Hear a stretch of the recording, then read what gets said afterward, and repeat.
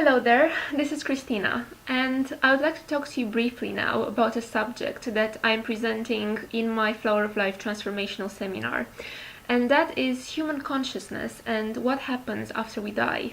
This is quite a popular question. I'm usually asked, what happens after someone dies? Is heaven and hell real? And what happens to a person's consciousness? So first of all, I need to explain what human consciousness actually is. So the body is basically nourished by what we call prana, chi in China, ki in Japan, or the life force that so many of us have heard of. So basically this life force, this energy, is the same thing as the fifth element, and that is the ether. The etheric energy runs through everything. People who are sensitive can actually perceive this life force. They can perceive this etheric energy, like an etheric matrix, connecting everything around. You can find this etheric energy and life force not only in living beings, not only in their cells. You can find this energy also around objects. You can find this energy in atoms. That is the energy in the tiniest molecule there is. This energy basically holds everything together, as in the physical world. It basically connects one molecule to the other. It gives information to a specific object. It gives information to a specific person about themselves. An object carries around it information. So does a person. A person is a walking, talking, breathing system of personal information. So that is human consciousness. Human consciousness emanates from our essence, let's say, from everything there is, but that has been, let's say, condensed to one physical being. And that physical being is the representation and the manifestation of a specific intention that the higher primordial energy had for that being to manifest. Now, that being said, I'm not going to give any more details about that, but I'm going to get straight to the subject of what is actually the aura and how is it linked to human consciousness. As I was saying, the body is being fed by this etheric energy known as prana in India, ki or chi, the life force. So this etheric energy actually is a part of our consciousness, and within this etheric matrix we can basically find the whole information within creation. We can find, meaning the whole information that is found in our upper layers of our consciousness. What that means is that inside every cell of our body we can find information about ourselves on an emotional level, on a mental level, on a spiritual level, and higher up where people are talking about God and divine consciousness. So all of this information is stored in this life force in ourselves, because we are the embodiment of the higher consciousness. So now, as we move along from the physical body, expanding towards the outside, we are going to reach higher and higher levels of our consciousness. Now, the first layer, like I said, is the ether, the etheric layer. Now, the second layer of our consciousness is linked to our emotions, and it is also known as the astral body. So as we have a physical body and an etheric body that is feeding the physical body, we also have an astral body or an emotional body. So within this layer of our consciousness, all of our emotions are being stored.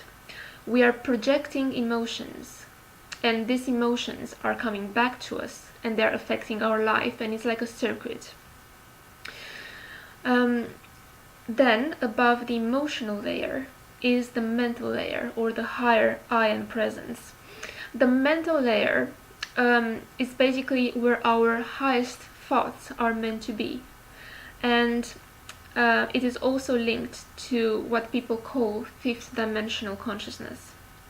Now, the astral layer was linked to a fourth dimensional consciousness. The mental layer is linked to a fifth dimensional consciousness. These pure thoughts are basically big chunks of consciousness, of divine consciousness, saying who you really are.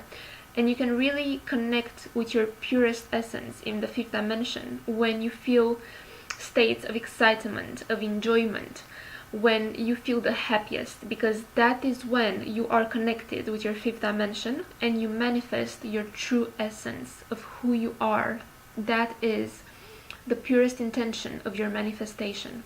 Now this fifth dimensional self, this body, this mental body, is actually polluted most of the time with lower thoughts that attach, and basically they go against the pure high thoughts of high frequency that drive us, our creation, our life, that makes us be who we want to be and express ourselves, because we enjoy expressing ourselves in a human form. There are thoughts basically that limit us. They don't open us to possibilities, just like the higher thoughts do. They're basically thoughts that are enclosing, they're limiting, and many people have this sort of thoughts that have been projected so much upon their being, upon who they are, upon their identity, that this mental body is being polluted with all these basically limiting thoughts that are like clouding a light that tries to shine through. So this is about the fifth dimension and the mental body. Beyond the mental body, we have what we call the causal body, or the spiritual body, connecting to the sixth dimension. And beyond that, there are layers and layers and other layers of consciousness. But these dimensions and these layers of consciousness are so vast and so wide, and people talk about them so easily, especially nowadays. Spiritualists and New Age leaders, they talk about dimensions as if there are, you can cross them just like that. The truth is, every dimension is huge, is layered, is just immense, and many people actually can only vibrate at the level of their emotions, at the level of the emotional layer. So basically, when we dream at night, we are projecting our consciousness into our emotional body, because that is the first layer of our consciousness that is most accessible to us. And like I said, many people can't even reach their fifth dimensional self, those pure thoughts that are trying to shine through and give them the direction they need to express their life accordingly to their truth.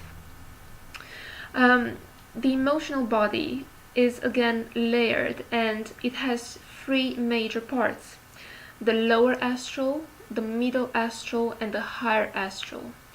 So when people project into the lower astral, they project low, heavy vibrations. That means low negative emotions. And all of these emotions, which are vibrating at a certain rate, they get condensed and stuck into that lower part of the astral body. Now, I'm not going to detail the middle part of the astral body because there's just so much to talk about, but I'm going to skip now to the higher part of the astral body, the upper part that vibrates to the highest rate. And that is basically where we project our highest emotions. And this is actually related to what people call heaven. And what people call hell is actually related to the lower astral. So, because many people can't reach their fifth dimensional selves, that pure present, which many spiritualists, ascended masters, saints, monks, they have actually what is called ascended. They have basically ascended to their purest form, going beyond the astral, beyond the emotional body of consciousness. But like I said, most people vibrate at the astral, and when you vibrate at the astral level, that is where people worldwide, most of us, we are nowadays. Basically, you project your consciousness on that certain vibration of the astral, on that certain level.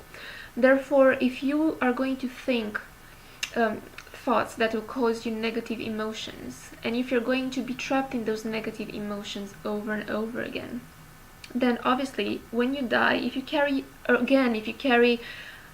around you this vibration, if you haven't annihilated it, if you're constantly with it, then obviously the physical body is going to disappear. And once the physical body disappears, the etheric body disappears as well, because it no longer supports any physicality. It no longer nourishes any body, any cell. So once the physical body and the etheric body disappears when a person dies, they become the next layer of their consciousness. They become the level at which they vibrate on their consciousness. And if they have vibrated mostly on a lower astral level, then they are going to experience their consciousness on that level. What does that mean? That means basically that if they have been surrounded by negative emotions, that has become part of their identity and their consciousness. So when they die, they're automatically going to go to their identity in that certain plane, on that certain level, which was about disappointment, which was about anger and grief and shame and torment. And trust me, you know very well yourselves, when you sleep, dreams can be very real. Well, the astral is basically a dream world, and it can be very real. And this is why people who have crossed beyond and then they came back in clinical death and so on, their description of hell and of heaven is so accurate. It felt that experience was so real for them. So if you vibrate on that level, that is going to be your identity, and you're going to just vibrate with that identity over and over again, and that is hell. And in the astral there is no time, but no linear time, to be more precise. But I'm not going to detail this for now. But I am detailing this in my seminar, meaning, if this has an end or not. This, let's say, this torment, if you go into the lower astral. For people who have obviously felt positive emotions, they have been projecting a positive energy upon their lives of gratitude and joy and love and all those good positive vibrations. They are going to resonate with these vibrations, and they are going to project their consciousness. They are going to become, this is their identity, they are going to become the higher astral or the higher emotional body. So I hope this was helpful for you to understand a bit human consciousness and how basically death affects human consciousness, what happens after the physical body and the life force they disappear, what happens to the human consciousness. Thank you very much for listening to me, and I hope to see you on my seminar.